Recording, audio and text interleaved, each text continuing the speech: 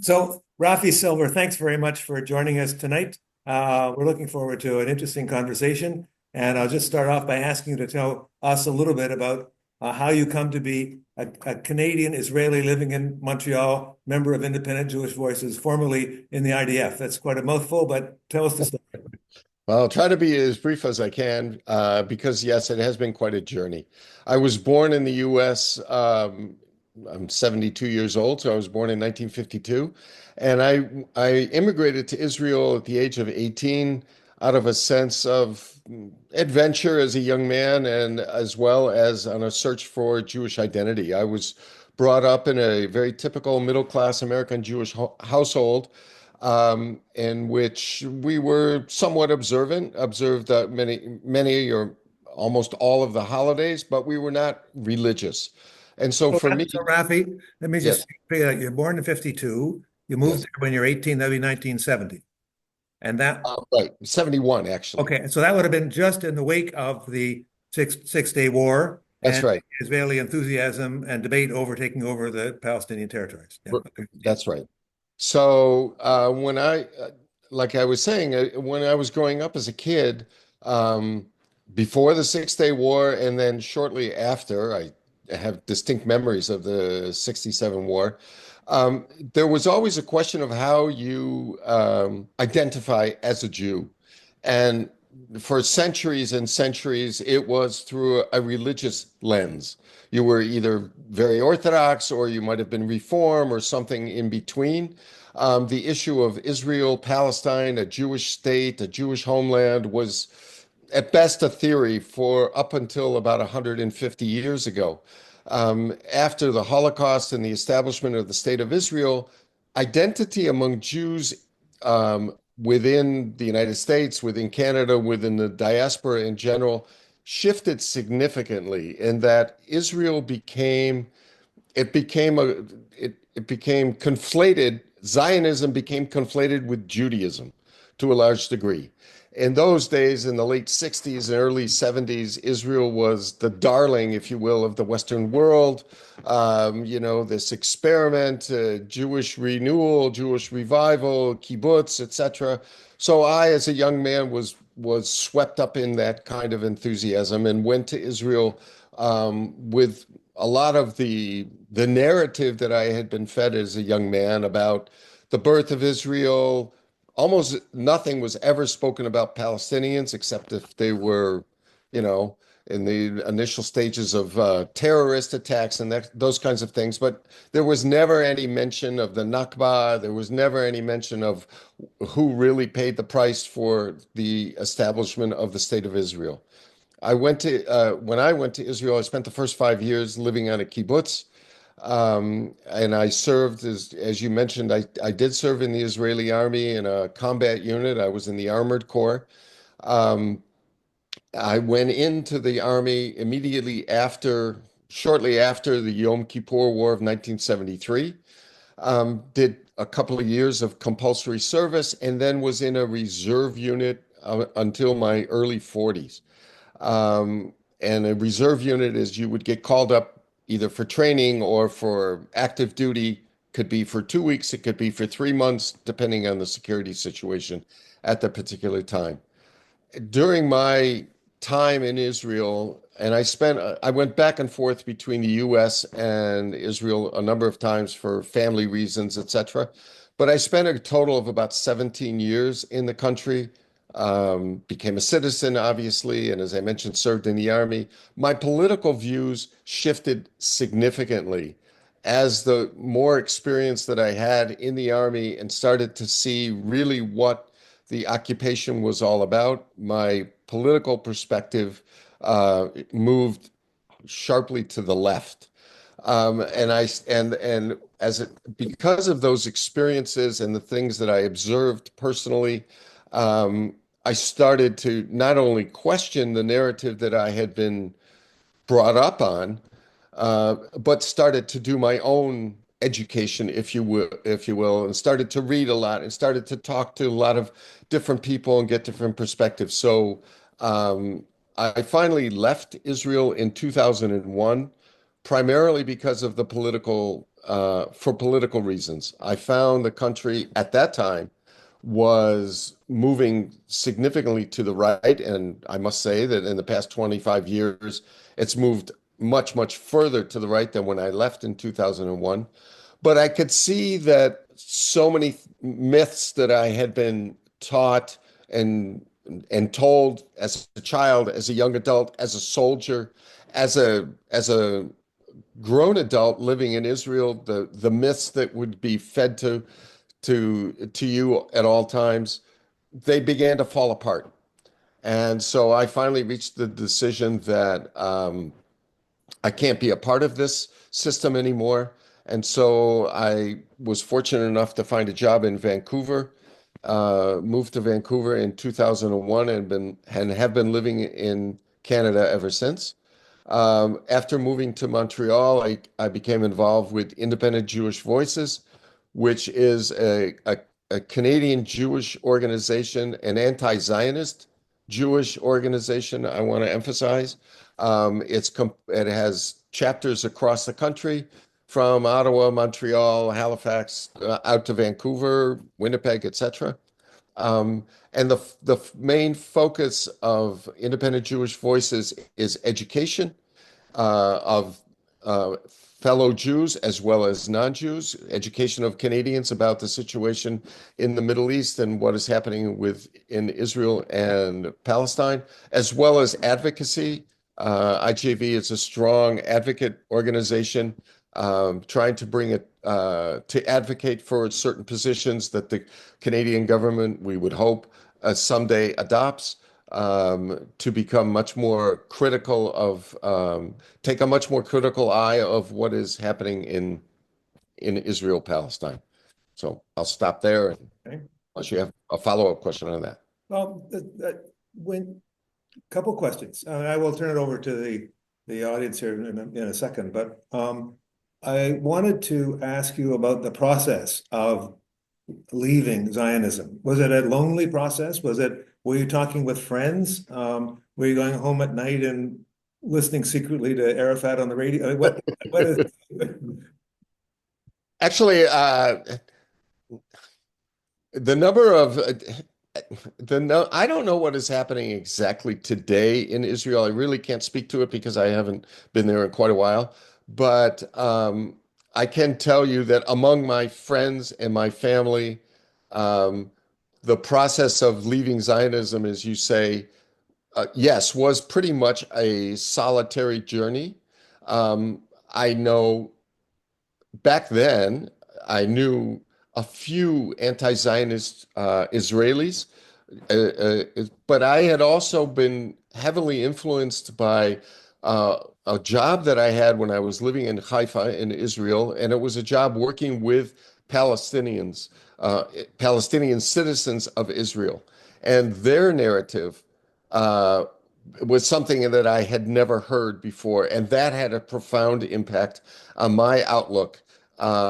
And I started to witness firsthand the apartheid system in Israel, the legal apartheid system that differentiates and discriminates between two citizens of the same country, but the differentiation is based exclusively on ethnic grouping. And so when I'm working with a colleague who is not allowed to legally buy the same property that I can buy as a Jew who was, you know, came from the outside, you start to wonder, what is this myth about? They talk about Israel as a democratic country. So I just started to question more and more. And as I questioned more and I educated myself better and came into more contact, I would find other voices out there that I never had known, I never knew before that had existed. So I was very, I've read a lot by Ilan Pape and Norman Finkelstein and those kind of folks that it's like all of a sudden they raised questions in my head and provided some explanations and some answers that I had been looking for, but I had the questions, but I didn't have some of the knowledge that obviously that they did. So those kinds of things um, had a deep, deep impact on me. And I can say that one thing that really kind of pushed me into the anti-Zionist camp was a book that I read by Ilan Pappé called The Ethnic Cleansing of Palestine. It's an excellent, excellent book. I highly recommend it to anyone. It will give you a really in-depth history of what happened during the Nakba in 1948. And it's based on Israeli archives. It's not based on, you know, some propaganda coming from the PLO or something like that. No, it's based on Israeli sources. If you read that, it's very difficult, I found anyways, it's very difficult to say, oh, well, it doesn't matter. Oh, it didn't happen that way. Yeah, it's really hard to argue with it. So to answer your question, it was a bit of a lonely journey, but it is a lot less lonely today. IJV, as I mentioned, is an anti-Zionist Jewish Canadian organization. You talk to many, many young people, and I'm talking about even my own children, who a couple of them were born in Israel, who today would say that they are anti-Zionists, who today would say that they believe in a one-state solution, this type of thing. So that would have been unheard of 30 or 40 years ago. You really would have had to look hard to find somebody but like that. But that camp, the anti-Zionist Jewish camp, is growing for sure. When you came back to Canada, were you looking for were you just disappointed and discouraged, or were you actually now I would say my interaction with you, you're actually actively anti-Zionist? What was it? What was your mental state when you came back here? Were you just you wanted to put it all behind you, or were you actually had it in your mind to oppose what you'd seen? Well, initially, my initial reaction was I just want to put this behind me and get on with my life and look for a quiet place to raise my family. Um, Fortunately, unfortunately, depending on how you want to look at it, the first job that I got in Canada was in Vancouver as the assistant director of the Jewish Community Center.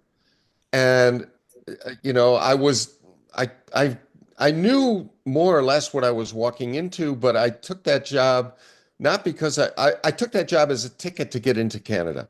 That was, and I said, okay, I can do this for 2 years. I have a 2-year contract. I'll get my residency and then I can move on with. And what I found in that job, and again, this started to push me more towards activism. In the beginning, I will admit, I was so burned out and so disillusioned and so disgusted by what was happening. I said, I don't want anything to do with it. But when I started to come into, and in that job that I had at the Vancouver JCC, I started I was obviously involved very heavily with the Jewish community there, which I found to be extremely conservative, extremely myopic when it comes to Israel. Any mention of anything connected to Palestinians, if you said the word Palestine, you would be reprimanded almost. It was just that was an eye-opening, is that I couldn't understand how a group of people who are highly educated, very intelligent, you know, uh, important members of the local society can be so totally ignorant of what is happening on the ground there, and either they choose to be or they just don't, or they're too afraid to question. I didn't understand why exactly, but that experience in working in that community for 2 years really pushed me to say, hey, you got to get off your ass and do something, you know. And unfortunately, I stumbled across IJV totally by accident when I moved to Montreal about 5 years ago, and so started to get involved then. I remember going back now 10 or 12 years ago, talking to young activists here who were spending a lot of time. The main criticism they're focusing on Israel was it being an apartheid state. That was at that point, that was the main. Now Israel's moved on to other things, but it was apartheid state was the main thing. And I remember feeling at the time that the activists were very, very ill prepared. According to statistics, there's about 50,000 Canadians go to Israel every year. Most of them are Jewish. The majority are Jewish, a family or others, and then there's a significant minority that are Christian that go to do the Christian kinds of things in Bethlehem and so on. But the activists would talk about Israel as an apartheid state, and then I would watch these debates with the Jews, the Canadian Jews who would go there, and say, what the hell are you talking about? When I arrive in Tel Aviv, the signs of the airport's in Arabic. I have a Palestinian taxi driver. The Palestinians are at the beach. The Palestinians are in the supermarket. What the hell? Palestinians can vote in Yeah. Israel. They have members of the Knesset. There's Palestinian Israeli citizens who are judges, police officers, Generals. teachers, doctors, on and on. I can make that argument too. Yeah. Yeah. So the problem with life is that the activists were ill-equipped. They were well informed on what was going on in the West Bank, but couldn't really analyze what the help these Canadian Jews to understand what they were seeing in Israel, because it's more sophisticated. It's more, as you say, it's more legal. I mean, you have to understand, and I experienced this myself, is that the narrative that the world has been taught, not just the Jewish world, but the world in general, has been told over and over again that Israel is a democracy. Israel is the only democracy in the Middle East. Israel has free and fair elections. Israel, you can protest and nothing is going to happen to you. Some of that is true, a lot of it is not. And so you grow up with this understanding, with this rock solid belief that we're talking about a democratic country. And I can tell you from my personal experience, I only began to understand how undemocratic it is and how discriminatory and legal under the legal system, how discriminatory it is after I started working with Palestinian citizens of Israel. I'm not talking about the occupation and all that, just within the 1967 borders. I did some volunteer work with an organization in Haifa called Adala, which is the Adala Center for Law or something like that. I can't remember the exact subheading for it. I would encourage anyone to go on the Adala website. Their focus is showing and highlighting the laws that have been passed and the practices and the policies that over the last 75 years that prove that Israel is an apartheid state, that there are two systems for two different people who live side by side. And it was only that experience of starting to do some volunteer work with them, some research volunteer work that and this was after living in the country for 15 years. This was after being in the army. This was after, devoting my life to this quote cause, that I began to understand that the system is based on discrimination. It's an apartheid system, just like South Africa was in the day, just like the Jim Crow South was in the United States. It's designed from A to Z. The system is discriminatory. Yes, there are many little things. Oh, they can vote, and yes, they can assemble, et cetera, et cetera. But it goes much, much deeper than that. Unfortunately, um, I think the role of an activist, first and foremost, is to educate yourself. After you've educated yourself, then you are equipped to educate others. And most people are not activists. Most people accept the narrative that they were grown up with, that they grew up within that environment, and they just take it as a fait accompli. And so it takes a lot to break out of that, to change, to really look at it's for me, if I were to personalize it, it's you grow up in a family, you look at your father, he's a father figure, strong, a hero, takes care, and then you find out really years later that he's a mobster, and he's a killer, and it was that kind of a shock for me. It wasn't an overnight thing, however. It was a slow transition. It was a slow transformation. You see one thing and you start to justify it and explain it away. But then you see it a second, a third, a fourth, a fifth time. You can't explain it away. And then it starts to seep in the questions. And once the questions seep in, they spread. And there's no stopping it unless you're in total denial. Um, we ended up talking more about Israel than I intended, but that was very helpful. So thank you. Let's turn our frame to Canada and to uh, anti-Semitism and anti-Zionism. First of all, apart from your name, which might let people know that indicate that you're Jewish, you don't dress anyway. Do you experience life in Canada as a Jew? I mean, um, do people react to you as a Jew?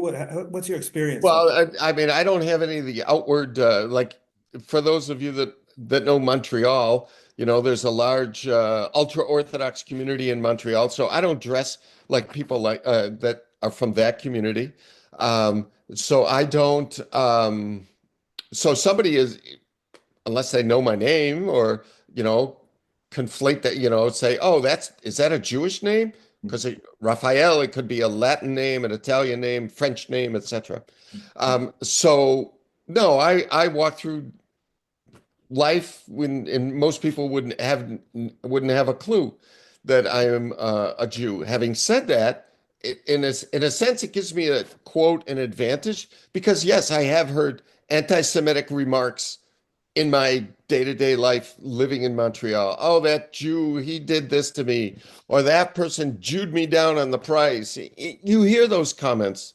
That's just that's part of life. It's like, anybody from a minority group I'm sure, has experienced certain kinds of discrimination or whether it's intended or not, okay? Or certain comments that you know, uh, they wouldn't say if they knew ahead of time that you were Jewish. Right. But it happens. That's life. And do you how because Prime Minister Trudeau talked about this uh, wave of anti-Semitism that's flooding Canada and so on. I hesitate to tackle it directly. I have some. I don't know whether there's a wave of anti-Semitism, but it doesn't feel right to me. But what's your view of it? I don't see a wave of anti-Semitism in Canada at all. Yes, there are, and there have been incidents where somebody took a shot at a synagogue, somebody painted a swastika on a Jewish school, or pushed over a Jewish tombstone. That stuff happens. But I think a wave is not a small group, one or two or 10 crazy, hate-filled individuals doing cowardly things. That's not a wave. A wave is if, you would have to fight your way down the street every day, or, Jews were getting beaten up left and right. It's not happening. And I strongly disagree with the former prime minister that there is a wave of anti-Semitism. I've never seen it. I mean, I've seen more examples of anti-Semitic comments coming from the United States since since the first Trump administration, where Donald Trump, who I think is very anti-Semitic, he legitimized many of those stereotypes and discriminatory remarks and whatnot. But a wave, no, I don't see it at all. Now, how do you process what I hear I've seen it written in several places that there are more anti-Semitic, anti-Jewish statements reported than any other minority. I can't remember the exact numbers, but do you think that that's true or wrong, or what do you think?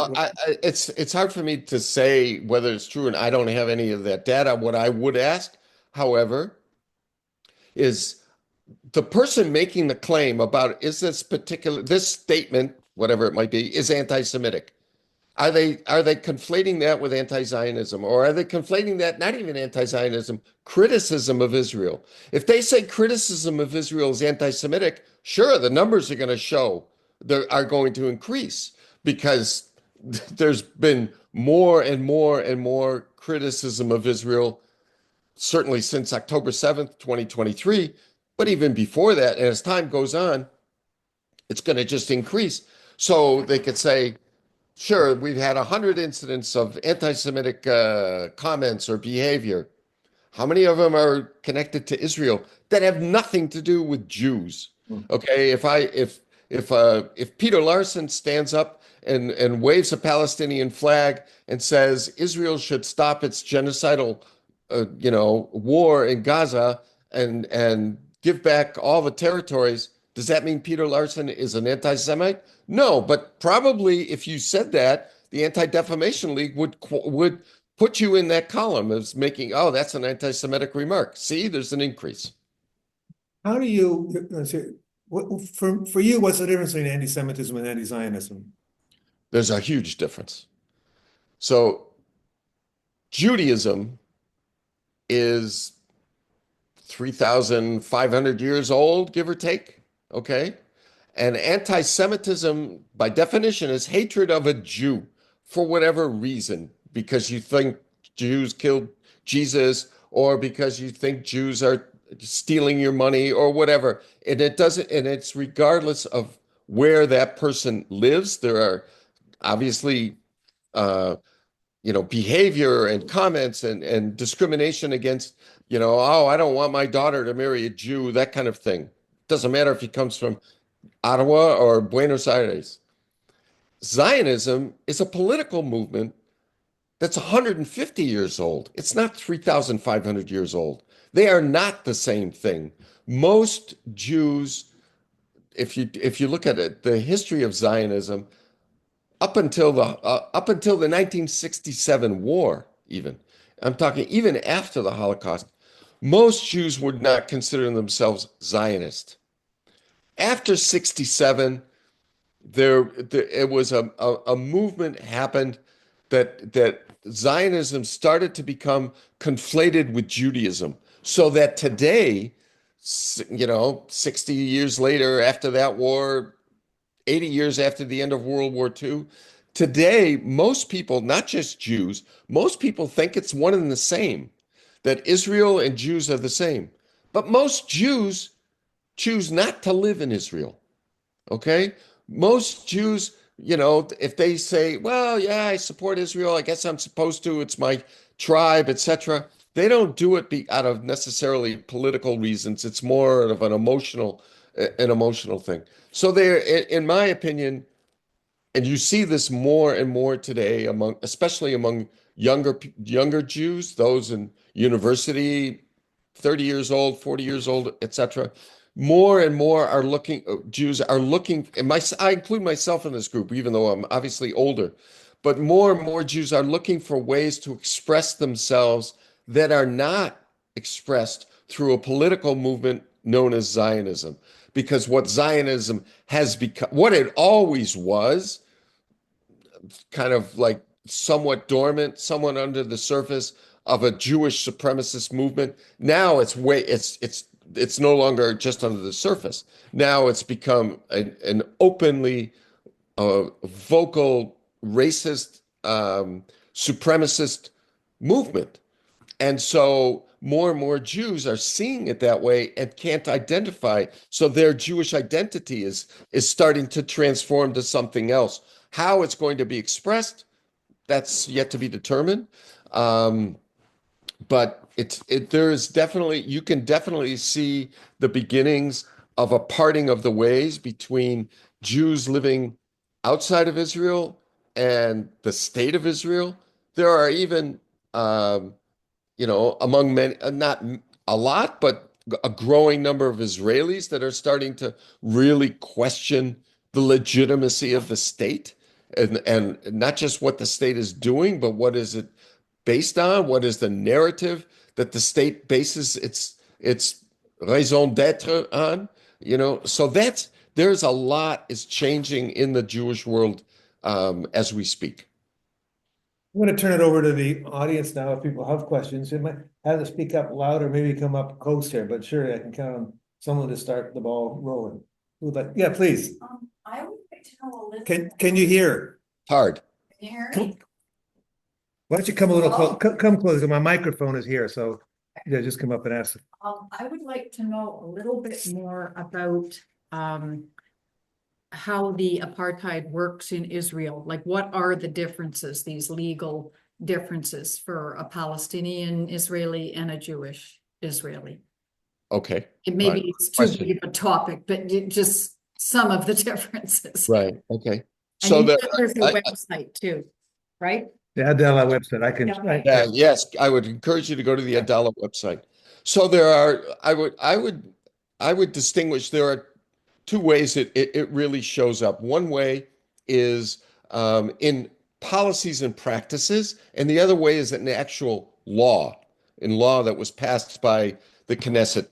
Um, one example in policies and practices that Arab municipalities, Arab school systems within the state of Israel, I'm talking now, um, they are budgeted less than Jewish ones. They get less resources. That's by design. Okay? It's not by accident. If you want an example of a law, you can talk about the law of return, which was passed in 1950.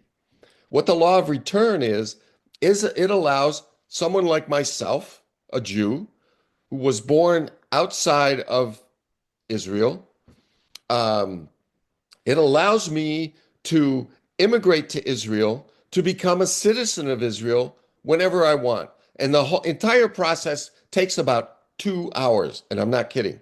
When I immigrated to Israel, I landed at Ben Gurion Airport and I went to the immigration department at the airport. I said, "Here I am. I'm a Jew. Here's my passport, blah, blah, blah, blah, blah. I have a letter from my rabbi, etc. I want to become an Israeli citizen." I walked out of the airport a couple of hours later with an Israeli citizenship card. Okay? That is only for Jews. That law applies only for Jews.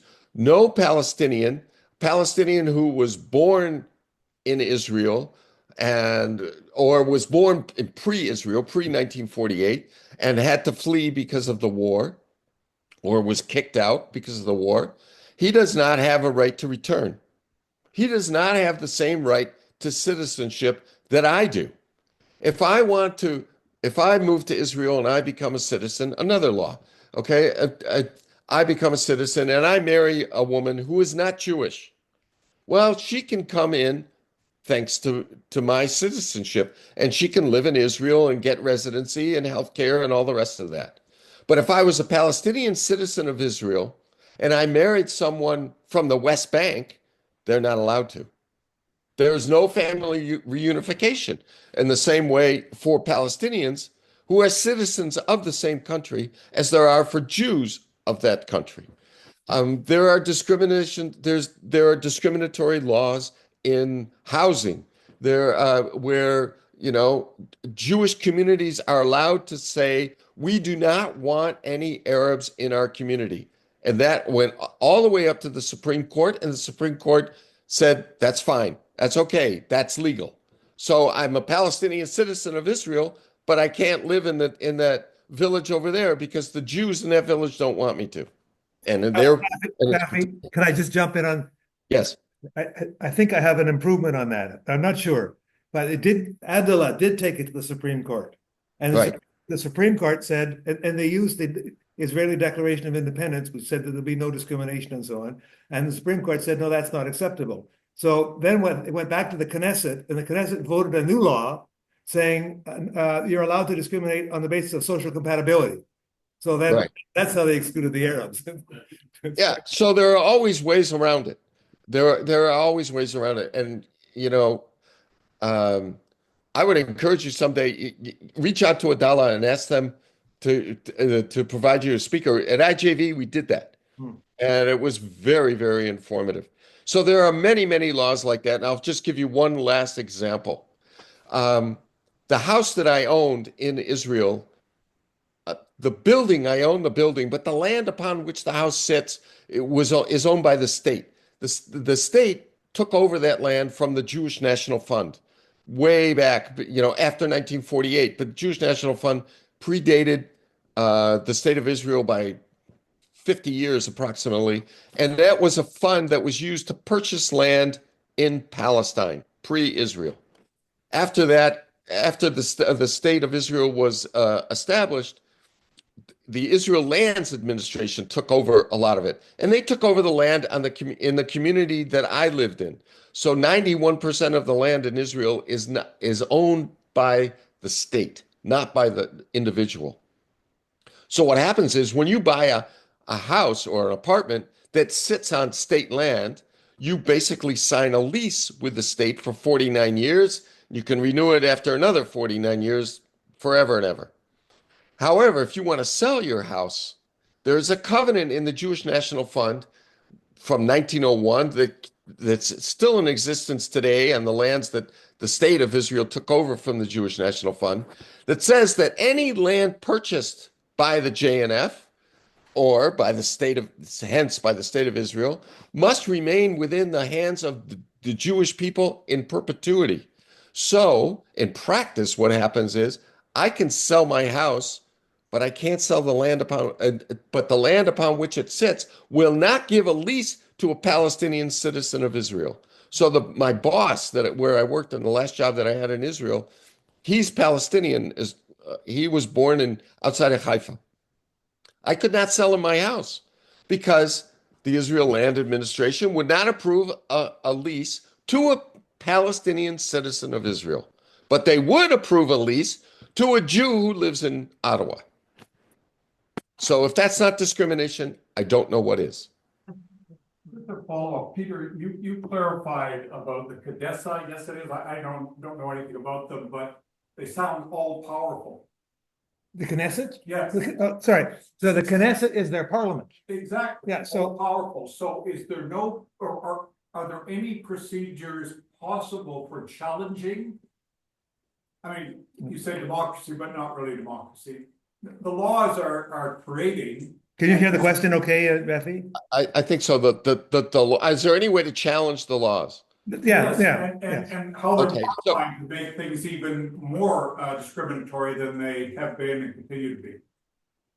Okay. Okay. What is the tension between the Knesset and the Supreme Court? How do you challenge laws? Yes, you can challenge some laws. Like you just gave a perfect example, Peter. You can challenge some laws in the Supreme Court, but you're not going to ask the folks from Adala what their experience has been in challenging those laws. Not very good. What you have to remember is that the overwhelming majority, I'm talking of Jewish Israelis, and let's take out the ultra-Orthodox, not the religious nationalist Orthodox, but the ultra-Orthodox, the people that dress everything in black.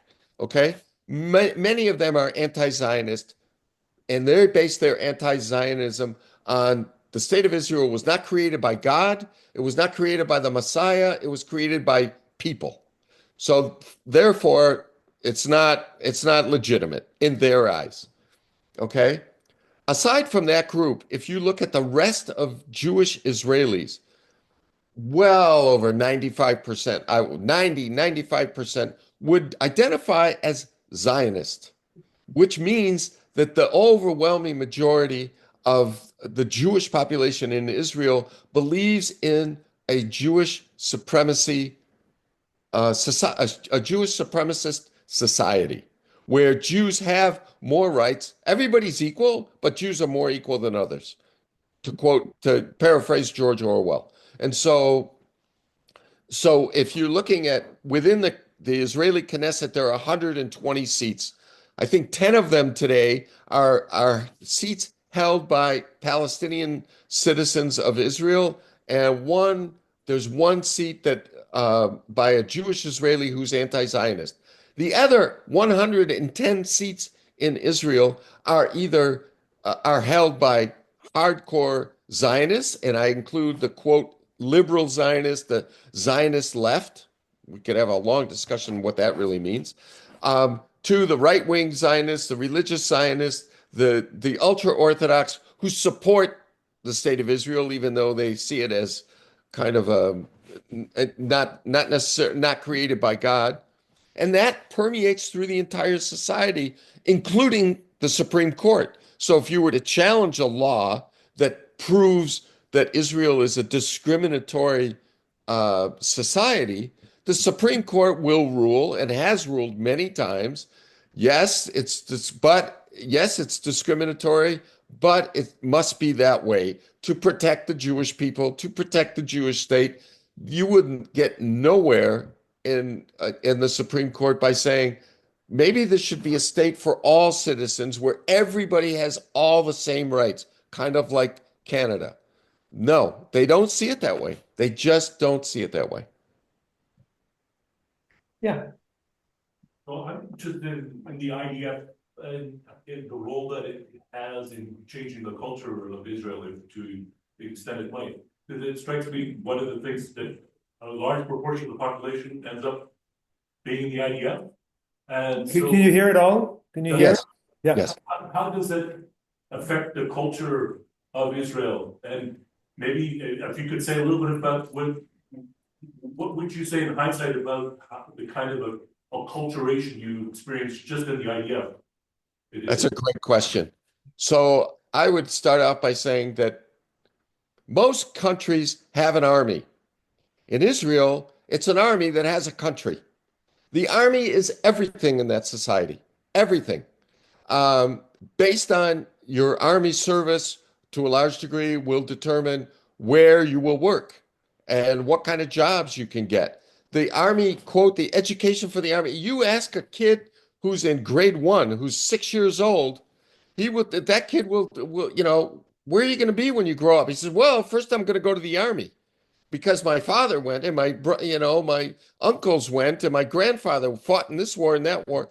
The army is everything in Israel. And if you want to criticize anything in Israel and you were not in the army, nobody's going to listen to you. Nobody's going to listen to you anyway.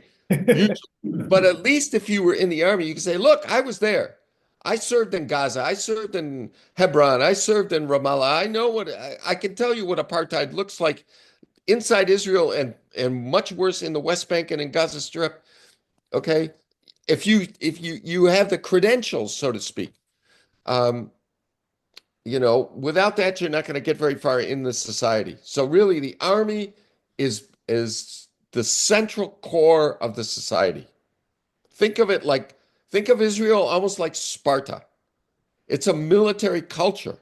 The way people speak, the way the slang that's used in Hebrew, I can't tell you how many times I had this happen to me recently, last couple of years, like 3 or 4 times. I'm traveling in Mexico. I meet a young Israeli kid that's, traveling, backpacking in Mexico.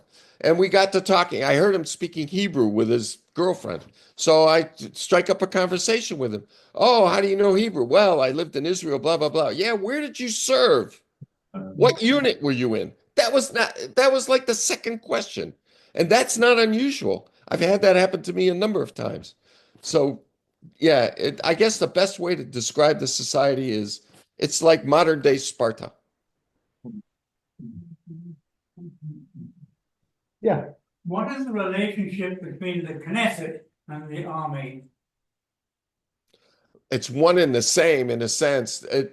Everybody, except for the religious people, the ultra-Orthodox who don't serve in the army, everybody, and the Palestinian citizens of Israel who are members of the Knesset, everybody else in the Knesset is in the army, has family in the army, has, currently or previously or will have. So there's, again, you have to try. It's difficult to grasp sometimes, especially in the Canadian context, where the Canadian army is so tiny, and maybe you'll see a recruiting poster somewhere. In Israel, it's nothing like that. It's the exact opposite. You'll see soldiers everywhere, walking around with guns everywhere, not because they're on a mission or a patrol, but that's who they are. When they're 18, they go into the army for 3-4 years, sometimes longer, and has a major impact on their life. So the Knesset is just a reflection of it. The Knesset would never criticize the army except if they felt like recently there was criticism of the previous chief of staff that he wasn't harsh enough in Gaza. So that was one of the reasons that they made a change and have a new chief of staff. So yeah, you really can't distinguish. There was this extraordinary example, maybe a year going back, where some revelations came out about army people torturing prisoners. in Israeli jails, and people in the Knesset were furious that they were being criticized. It was, Right. yeah, Yep. Yeah. Yep. I remember that. yeah. Well, of the fairly recent, I mean, as in the last 25, 30 years, jump of Russian immigrants into Israel, did most of them end up in the West Bank? Many of them did. So the great wave of Russian Jewish immigrants started like in the early 1980s. And many of them used it as a way to get out of the former Soviet Union or a way to get out of Russia and make their way to the West, to Canada, to the US, to Australia. So it basically a transit stop for many. Having said that, wherever you go in Israel, I mean, Russians make up a large percentage of the population. Many of them are living in the West Bank, but you'll find Russians everywhere in society. Would you characterize them as particularly Orthodox or Zionist? How would you characterize them? The Russian Jews tend not to be religious. Okay, that's There are some, of course, who are, but the overwhelming majority are not religious. They are, again, I'm stereotyping here. They usually vote for the right-wing parties. There'll be strong supporters of, I don't know if you've ever heard of a politician named Avigdor Lieberman. You know, he was a minister in previous governments headed by Netanyahu. He's from Moldova, I think. And he had a hope, and there are political parties that are based on personalities who are Russian Jews, most of whom are not religious. They're strongly nationalistic. They're often very anti-Arab. Many of them do live in the West Bank because the housing is cheaper there, not necessarily because of religious reasons. They came to many things transformed the face of Israel, and the large emigration of Russian Jews had a big impact on the nature of the society and becoming helped it move much more to the right. I remember going to a hot spring in the Golan Heights, and the signs were all in Hebrew and Russian. And there's Yeah, a lot there you go. more Russian spoken there than there was Hebrew. Right. Yeah, one and two. Yeah. So, as an anti-Zionist, do you believe in a one-state solution? I mean, do you see Israel existing going forward, or like, what's the position of Independent Jewish Voices on that? What's my personal position? But we asking his position or IGV's position? Oh, I'm interested. Both. Well, I'm not a spokesman for IJV, but I do know that IJV did, not that long ago, a few months ago, did adopt a resolution and to self-identify as an anti-Zionist Jewish organization. But again, I don't speak for IJV. So as far as myself goes, He's a member. You are a as member. yeah, as a supporting member, that's all. Okay.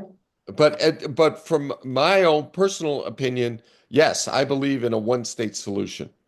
I believe in a one-state solution for two basic reasons. One is a practical reason. It's impossible to create a Palestinian state. It's just that fantasy really should have been killed decades and decades ago, and people still talk about it. I know it's the official position of the Canadian government. It's a joke. It cannot happen. You have 700, 800,000 Israeli Jews living in the West Bank. You know, where are you going to go? You're not going to move them. You're not going to, it's not going to happen. The overwhelming majority of Israeli Jews do not support a Palestinian state. The Israeli Knesset passed a law saying we're against the Palestinian state. So that's a complete and total delusion as far as I'm concerned. And so that's one reason why I think that's one reason. And the other reason why I support a one-state solution is because I think it's the right thing to do, meaning it's the just and human thing to do. How can you justify, if you believe in that all people in the sanctity of life and that all people are the same, how can you say, I want a society that discriminates against that group because they're different than me? It's it's not democratic. There obviously are people, not just in Israel, but around the world, in many, many countries around the world, that don't believe in universal human rights, don't believe in democracy, don't believe in one person, one vote. No, they think might makes right, and I'm a Christian nationalist, or I'm a Jewish nationalist, or I'm a Hindu nationalist, and so I want to discriminate against other groups. Yeah, there are people like that in every corner of the world, but that's not the kind of society I would want to live in.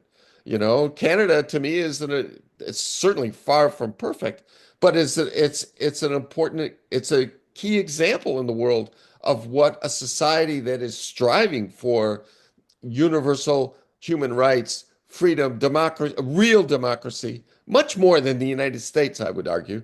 Okay. I mean, Canada is a great example of it. Obviously, there are other countries too, but Israel is not. And so for me, will Israel disappear? No, in a sense that it will still be there as some kind of political entity, um, in the world, but the nature of it will has to change, just like South Africa changed. South Africa was an apartheid state up until what the mid to late 90s, and it's a totally different country today. So my dream is it utopia perhaps, but it's what I think we all should be working for, is to follow the South African model and to turn Israel into a state that is for all its citizens, all its residents, all the people that live in that territory. Everybody should have the same rights. Okay, two more questions, I guess. All right, three more. All right, one, two, three. Go ahead. I just wanted to know why there are so few Palestinians in the Knesset. Is there a restriction on the number? No, there's not a restriction. So Israel has its method of voting is by proportional representation. So it's it's not like in Canada, first past the post. Okay, there are not ridings.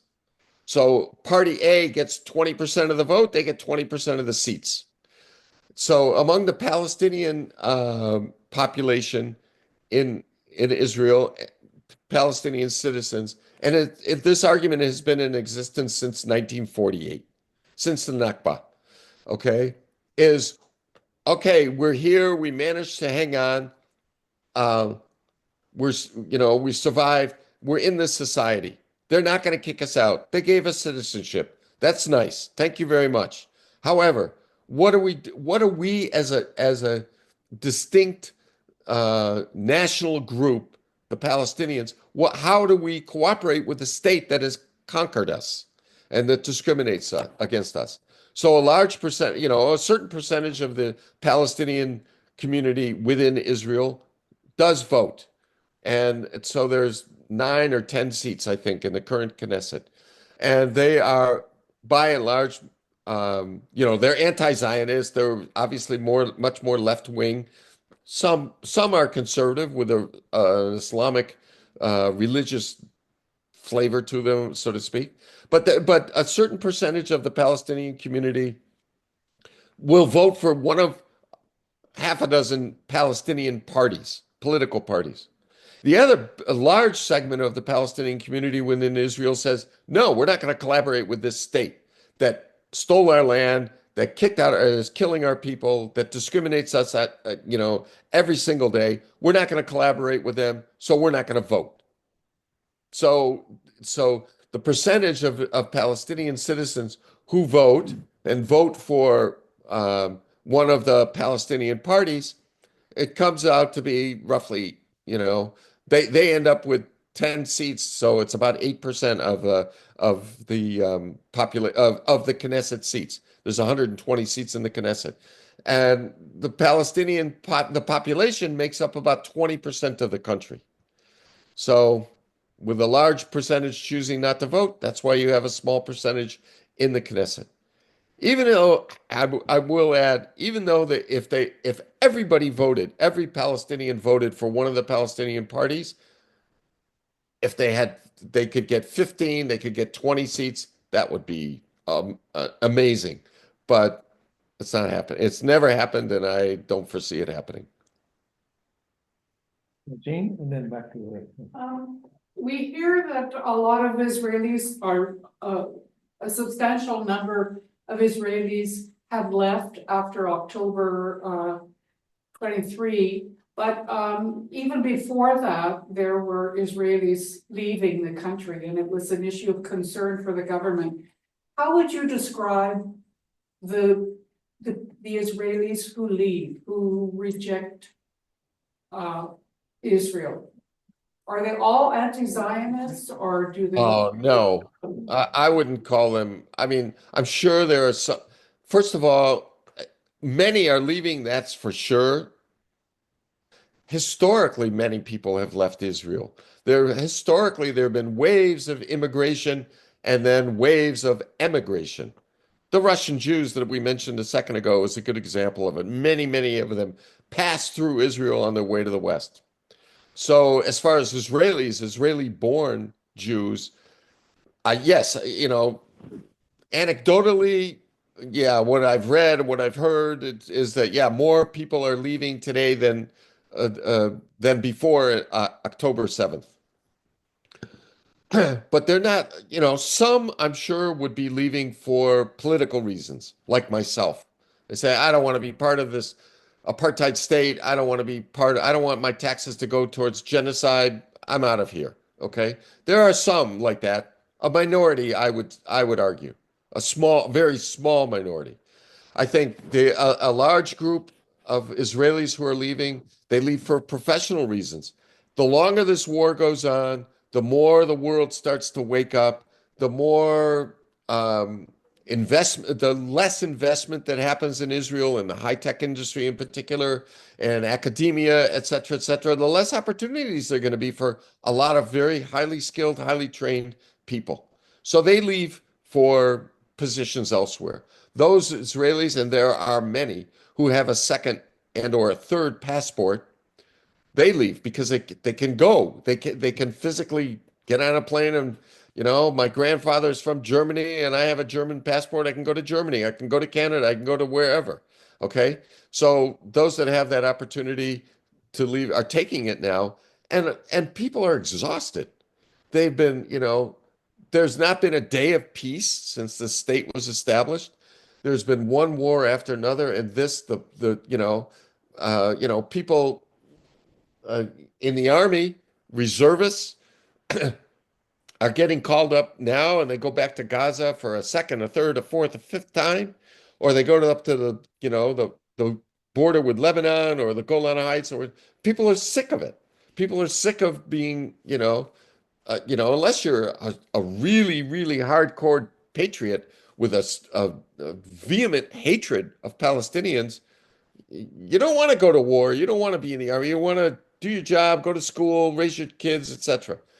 Well, it's becoming much more and more difficult to do that in Israel. So those people that have the opportunity to leave are exercising that opportunity. I've heard figures 500,000, 700,000. I have no idea if they're true because those kind of records are not being kept. So but logic would have it that many more Israelis are leaving. But again, I would emphasize they're not leaving because they're anti-Zionist. They're leaving more for personal reasons that have to do with job opportunities, education, just peace and quiet. Okay, last question here. Well, you haven't been living there for quite a while, but I was wondering, you were talking about the Russians coming in a large number. I didn't even know that, but is there ethnic conflict among these different groups that, it's very much of an immigrant society? Or is it so fluid because people are coming in and going? That it is an the immigrant Arabs society. are- Yeah, the society has changed so much in my lifetime. It's just, Yeah. I could talk about it for hours. You know, are there conflicts between groups? Yes. Israel is an incredibly divided country between religious and secular, between even within religious camps, between the ultra-Orthodox religious and the nationalistic religious, between Jews that emigrated from that came initially generations ago from other Arab countries, from Middle Eastern countries, as opposed to Jews that came from that immigrated to Palestine from Europe or Russia. So yeah, there are many ways that you could. It's a very heterogeneous. Heterogeneity is the order of the day in Israel. There's so many different groups that are, competing against each other. There's a lot of that goes on as well. But what unites the majority of Israelis if there's a fight with Palestinians, then most of them will show up for army service. Okay, so that's sort of the uniting factor, the Yeah. social construction of Arab versus Jewish, which. Yes, yes. That unites the country. You know, whenever there's a conflict, there's a rally around the flag tendency for sure. If there was, people would say that, well, if we ever had peace, we would end up killing each other, and so if the Arabs want to get rid of us, they should just make peace with us, and we'll end up killing each other. There's some truth to that. On that note, thank you so much, Rafi. This has been extraordinary. I could see everybody's engaged. There were lots of questions. Your experience and your insight and your compassion show through. And thank you very much for answering my appeal. I'm sorry you aren't able to be here in person, but it's actually worked out quite well from our point of view. So thank you so much. I'll ask people to join me in thanking you for your presentation. Well, thank you very much, Peter, and thank you for organizing this. It's great to see, a group of folks that want to educate themselves. And like I said earlier, for anybody who's got any kind of push to be an activist, educating yourself is the first step. So bravo to you. Thank you very much. Okay. Take Okay, care. bye-bye. Bye now. Okay.